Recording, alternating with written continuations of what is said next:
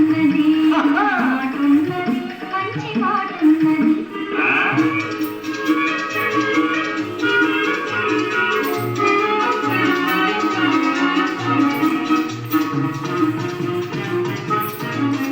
నువ్వు నిలుసుంటే నిమ్మ చెట్టు నీడున్నది,